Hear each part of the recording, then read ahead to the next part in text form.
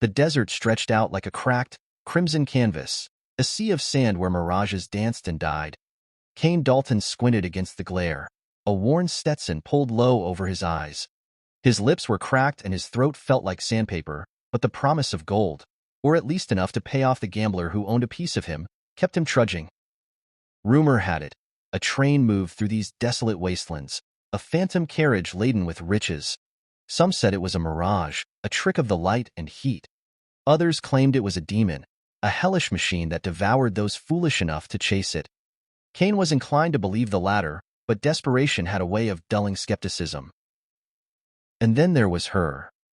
Zara Nightshade, a woman out of place in this barren expanse, with skin the color of old parchment and eyes that held the secrets of the desert. She'd appeared at his camp one dawn, offering a tin of potent-smelling brew and a warning about the train. "It's not gold you seek," she'd said, her voice like the whisper of a dry wind, but something far more sinister. He'd laughed at her then, but as the days turned into a relentless march of sun and sand, her words began to echo in his mind. The desert had a way of playing tricks, sure, but the tracks he followed were no mirage. They stretched before him like the ribbon of a serpent, leading to a horizon that never grew closer. Kane's horse, a sturdy roan named Dusty, snorted in agreement. The beast had picked up on the strange vibrations in the air, its ears pricking at every unseen danger.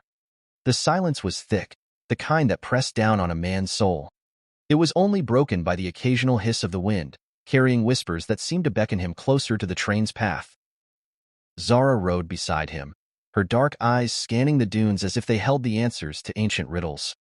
Her horse, a sleek black creature with a coat that shimmered in the sun, barely left a trace in the sand. She moved with the same ease, as if the desert was an old friend she'd simply dropped in to visit. As the sun dipped below the horizon, painting the sky with shades of fire, they spotted it. The ghost train, a black silhouette in the distance, belching smoke into the still air. It looked like a metal beast from another world, its pistons groaning and wheels screeching against the unforgiving earth. Kane's heart quickened. Gold. Freedom. But Zara's hand on his arm was like a cool stream of water, soothing his fevered thoughts.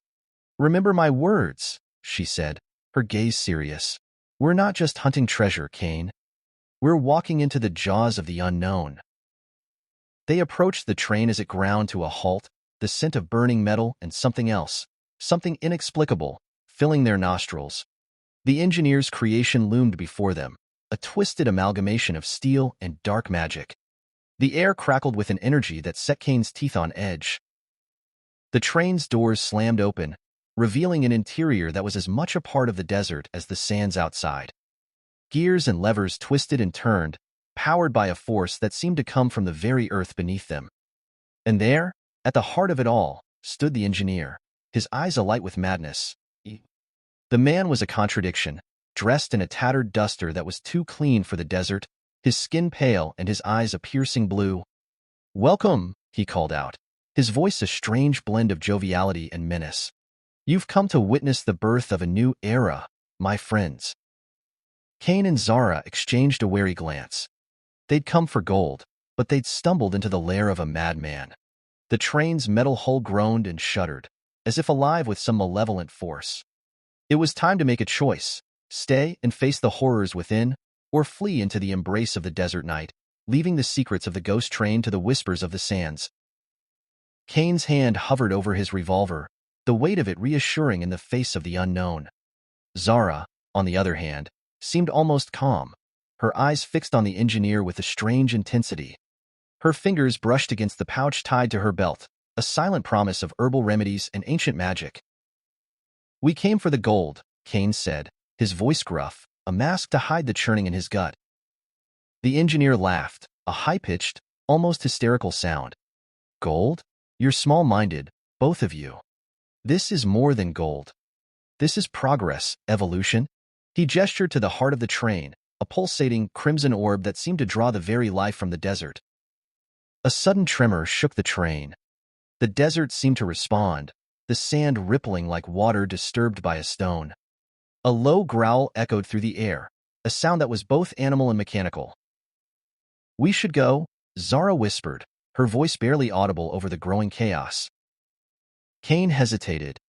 The promise of wealth, the chance to finally be free, tugged at him.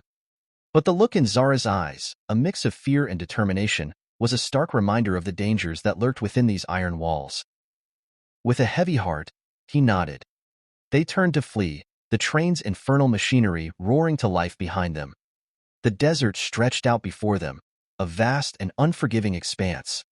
But as they looked back, they saw the ghost train wasn't merely moving, it was chasing them, its metal form a monstrous predator against the dying light of the desert. The race had begun, a desperate sprint against the relentless pursuit of a machine driven by madness. And as the first stars began to appear, casting eerie shadows across the sand, Kane and Zara knew that their adventure was far from over. The desert had revealed its secrets, and now it demanded a price. The desert night was a living thing, its vast expanse alive with shadows and secrets. The moon cast an ethereal glow on the fleeing duo, illuminating the frantic pounding of Kane's heart. Zara, with a grace that belied her wiry frame, was a blur of movement beside him. The ghost train, a monstrous silhouette against the star-studded sky, gained on them with an unholy speed. Its whistle, a mournful wail that echoed across the desert, was a constant reminder of the horror that pursued them. The sand beneath their horses' hooves seemed to burn, the heat radiating from the train's infernal engine. Kane risked a glance over his shoulder, and his blood ran cold. The train was closer, its shape growing larger and more menacing with every passing moment. "Can you hold on much longer, Dusty?" Kane gasped, his voice hoarse. The horse responded with a desperate whinny, its flanks glistening with sweat. Zara's voice, steady amidst the chaos, reached him. "We need to lose it, Kane. There's an old abandoned mine shaft a few miles ahead. If we can reach it before dawn, we might have a chance." Hope, a fragile thing in the face of such terror, ignited within Kane. He urged Dusty forward, the horse responding with a burst of speed that surprised even its rider. The wind whipped past them, carrying the promise of escape. But the train was relentless, its hunger for pursuit growing with every mile. The mine shaft appeared as a dark maw in the distance, a beacon of hope in the desolate landscape. Kane and Zara spurred their horses into a final, desperate sprint. The train's whistle seemed to echo their own ragged breaths, a haunting melody of despair and determination. As they plunged into the darkness of the mine, the last thing Kane saw was the monstrous silhouette of the ghost train, its red eyes burning like twin suns in the night sky. The mine shaft was a tomb, swallowing them whole with its cold, stale air and the smell of dust and decay. Their horses stumbled in the darkness, but Zara's unerring sense of direction guided them deeper, until the deafening roar of the train was nothing more than a distant memory. Kane's thoughts raced as fast as his heart. The gold, the debts, the freedom he dreamed of, all of it felt so trivial now. All that mattered was surviving the night. The silence grew thick, a living presence that seemed to press down on them. The only sounds were the echoes of their own breaths and the occasional drip of water from the condensation on the mine's walls. It was a stark contrast to the chaos of the desert just moments before. But the quiet was a deception, a trap laid by the desert spirits. For as they ventured further, whispers grew around them, a cacophony of lost souls and forgotten secrets. Zara's eyes grew wide, her grip on the reins tightening. "The mine is alive with them," she murmured. "We must be careful not to stir their wrath." Kane nodded, his hand hovering over his gun, though he knew it'd be of little use against the spectral whispers. They moved through the labyrinthine tunnels with the stealth of shadows, their trusty steeds picking their way through the rubble. The air grew colder, the whispers grew louder. They rounded a corner and saw a faint light up ahead, a beacon in the abyss. It was a campfire, flickering and dancing in the dark. Figures moved around it, their forms indistinct, yet eerily familiar. Kane's hand tightened on the gun grip, but Zara's touch stayed him. Not all spirits are hostile. Some seek peace, others answers. We must tread lightly here, Kane. They approached the fire, the figures coalescing into a group of miners, long dead, their faces twisted in pain and anger. The engineer's madness had claimed them, turning them into unwilling participants in his twisted experiments. Their eyes, hollow and full of accusation, fell upon Kane and Zara. The air grew colder still, and the whispers grew into a harshness of accusations. Kane felt a chill run down his spine. This was not the treasure he'd sought, but a grave with secrets best left buried. Yet the whispers grew clearer, forming into words that demanded to be heard. "Why are you here?" one of the spirits called out, its voice echoing through the cavern. Zara spoke softly, her voice a balm to the restless spirits. "We seek to end the madness that has taken hold of this land, to set you free from your torment, and perhaps find a way to stop the ghost train from claiming more souls." The spirits wavered, their forms flickering like the flames of the fire. For a moment, Kane thought they might attack, but then, as one, they turned and pointed towards the depths of the mine. "Follow us," they whispered in unison. "We know the way to the heart of the beast. But beware, for the price of its destruction may be steeper than gold." Kane and Zara shared a look of grim resolve. They'd come too far to turn back now. They dismounted, tying their horses to a rusted rail, and followed the ghostly miners into the bowels of the earth, descending into the very belly of the desert's curse. Their footsteps echoed through the tunnels, a rhythmic drumbeat that seemed to match the pulse of the ghost train's engine. The whispers grew faint, replaced by the distant sound of gears grinding and metal screeching. The air grew colder, the walls closing in. Yet they pushed on, driven by the promise of an end to the horror that haunted the desert. The chamber grew larger, the air thick with the scent of oil and something else, something that made the hairs on the back of Kane's neck stand on end. They'd reached the core of the engineer's creation, a chamber where the boundaries between worlds grew thin. The red orb pulsed at the center of the room, surrounded by a maze of gears and pipes that snaked through the cavern like veins in a monstrous body. The ghostly miners had vanished, leaving Kane and Zara to face the heart of the ghost train alone. Kane's gun hand trembled as he took in the scene. The orb was the size of a wagon wheel, pulsing with a malevolent energy that seemed to suck the very life from the air around them. "What in the name of?" Zara's voice was a calm counterpoint to the chaos. "It's a gateway," she murmured, her eyes narrowed in concentration. "A doorway to another realm, powered by the suffering of those it's consumed." Her words sent a shiver down Kane's spine. The thought of all those lost souls, trapped in this hellish contraption, fueled his anger. "We need to shut it down," he said, his voice low and determined. Zara nodded. "There must be a mechanism to disrupt the energy flow. Look for anything out of place." They split up, moving through the shadowy chamber with the grace of predators. The metal beneath their boots was slick with an oily residue that smelled faintly of blood. The air grew colder, the machinery's roar deafening. Kane found it first, a lever, sticking out like a sore thumb amidst the tangle of steel. It was covered in ancient symbols that seemed to writhe and twist under his gaze. "This has to be it," he shouted over the din. Zara joined him, her eyes wide with hope. "But we must be careful," she warned. "The engineer won't have made it easy." They approached the lever with caution, but before they could lay a hand on it, the ground beneath them shook violently. The train had found them, its hunger for them as palpable as the heat from the sun. The walls began to close in, the metal screeching as it moved with a life of its own. "Now, Kane!" Zara shouted. Kane took a deep breath and gripped the lever with both hands. With a grunt, he pulled it down. The chamber went silent, the lights flickering as the orb's pulse grew erratic. The engineer's laughter echoed through the darkness, a chilling sound that sent shivers down their spines. "You think you can stop me?" he taunted. "You're just pawns in a game much larger than you can comprehend." The lever began to rise again, the room around them shaking with renewed vigor. "We have to hold it," Zara yelled. They leaned into the lever with all their strength, the metal groaning in protest.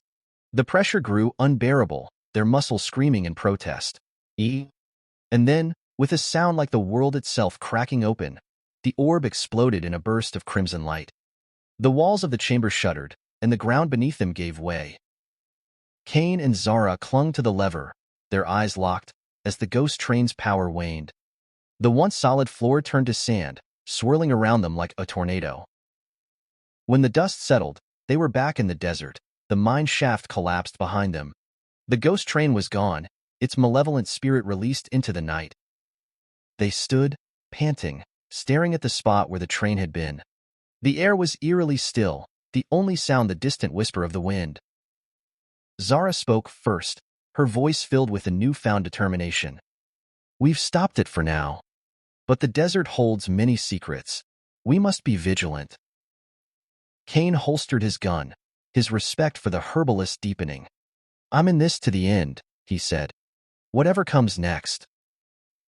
They turned their horses towards the horizon, the promise of a new day just beginning to break.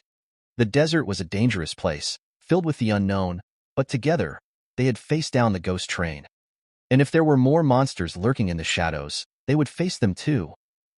Their journey was far from over, but for now, the desert was quiet. And somewhere, deep within its heart, the spirits of the lost miners were finally at peace. Kane and Zara rode into the breaking dawn, the sun casting a warm light on the dunes. The silence was a balm to their shattered nerves, a gentle reminder that they'd survived the night. Zara's eyes searched the horizon, looking for any sign of the engineer.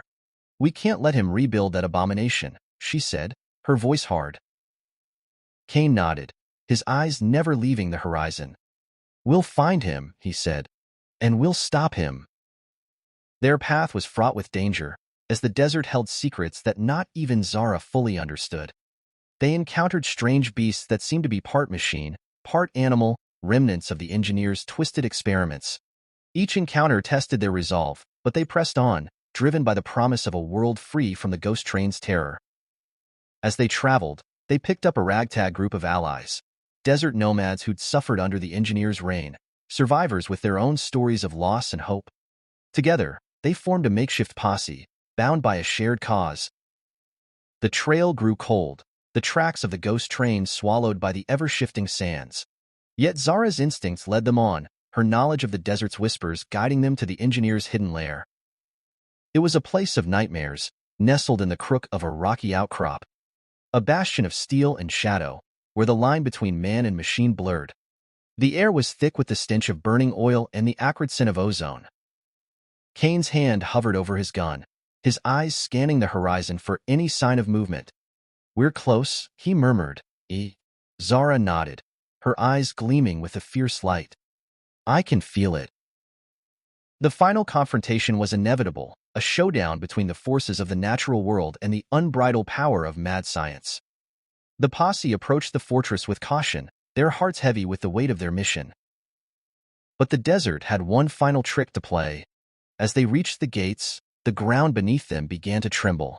A monstrous sandstorm, born of ancient rage and fueled by the engineer's dark magic, reared up around them. Kane's horse reared, and he held on with all his might. "Ride through it," Zara shouted, her voice barely audible over the roar of the wind. They plunged into the storm, their eyes squinted against the stinging sand. The world was a whirlwind of red and black, a maelstrom of chaos that threatened to swallow them whole. And in the eye of the storm, the engineer waited, his mad grin a beacon in the tempest. His eyes burned with the light of 1,000 suns, and his hands were stained with the blood of his creations. The battle was fierce, a clash of wills that shook the very foundations of the desert. The posse fought valiantly, but the engineer's power was immense, his creations a never-ending tide of steel and malice. Kane and Zara dismounted, their eyes locked on their enemy. They knew that the fate of the desert, and perhaps the world, rested on their shoulders. Zara reached into her pouch, her hand closing around a small, glowing crystal. "This should disrupt his control," she said, tossing it into the heart of the storm. The crystal shattered, and the sandstorm abated for a moment, long enough for Kane to draw a bead on the engineer. The bullet left his gun with a crack that seemed to echo through eternity, finding its mark in the madman's chest. The engineer stumbled back, his grin fading to a snarl. "You think you've won?" he spat. "This is only the beginning." With a final, defiant laugh, he crumpled to the ground, his lifeless body swallowed by the sands. The desert grew quiet once more, the storm dissipating into nothingness. The posse, battered and bruised, looked to Kane and Zara for guidance. Kane holstered his gun, a solemn look on his face. "We've stopped him," he said, his voice barely a whisper. Zara knelt beside the engineer's body, her eyes scanning the man who'd brought so much horror to the desert. "But at what cost?" she murmured, her gaze lingering on the swirling sands that had begun to claim his lifeless form. The posse gathered around, their faces a mix of relief and grief. They'd lost friends to the ghost train, and the battle had left them all scarred in one way or another. Kane looked at each of them, his expression unreadable. "We did what needed to be done," he said firmly. "Now we go home." But the desert had one last secret to reveal. As the storm retreated, a figure emerged from the swirling sands, a young girl, no more than 10, with eyes that shone like the stars above. Her clothes were tattered, her skin caked with grime, but she approached them without fear. "Thank you," she said, her voice clear and strong. "You've set us free." Kane and Zara exchanged a look. The girl was no mere child. She was one of the engineer's experiments, a living embodiment of his madness. Zara stepped forward, her hand outstretched. "What do you mean?" The girl's smile was sad. "I am the last of the first people," she said. "The engineers sought to harness our power, to control the very fabric of the desert. But you've stopped him." Kane's jaw clenched. "What power?"